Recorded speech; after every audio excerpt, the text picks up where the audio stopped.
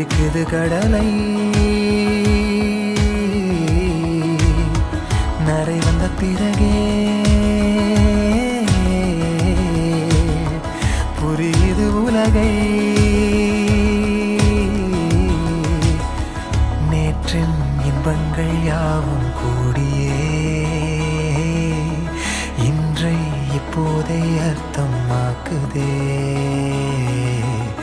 இன்றின் இப்போது